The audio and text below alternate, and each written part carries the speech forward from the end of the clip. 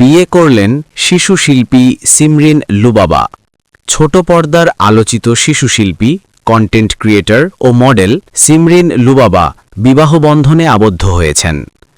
মঙ্গলবার ৩১ মার্চ সামাজিক যোগাযোগ মাধ্যমে এক পোস্টের মাধ্যমে নিজেই বিয়ের খবর নিশ্চিত করেন তিনি।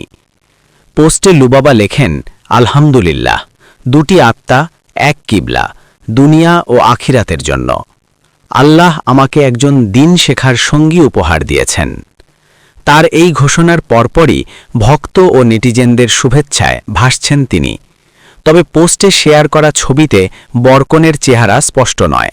জীবনসঙ্গীর পরিচয় সম্পর্কেও কোনো তথ্য দেননি লুবাবা। ফলে পাত্রকে ঘিরে কৌতূহল তৈরি হয়েছে।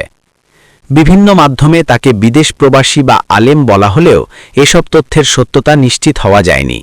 পরিবারের পক্ষ থেকেও এ বিষয়ে কোনো মন্তব্য পাওয়া যায়নি। প্রয়াত অভিনেতা আব্দুল কাদেরের নাতনি হিসাবে অল্প বয়সেই পরিচিতি পান সিমরিন লুবাবা। মাত্র ৪ বছর বয়সে টেলিভিশন বিজ্ঞাপনের মাধ্যমে তার মিডিয়া কেরিয়ার শুরু হয়।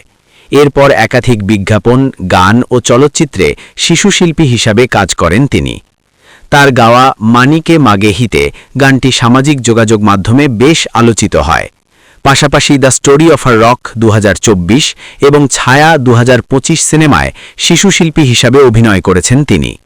গত বছরের শেষ দিকে হঠাৎ করেই শোবিজ অঙ্গন থেকে সরে দাঁড়ানোর ঘোষণা দেন লুবাবা। পরে জানা যায় তিনি ধর্মীয় অনুশীলনের দিকে মনোযোগী হতে চান এবং ব্যক্তিগত জীবনে পরিবর্তন আনতে চান। বিয়ের মধ্য দিয়ে জীবনের নতুন অধ্যায় শুরু করলেন এই সাবেক শিশুশিল্পী।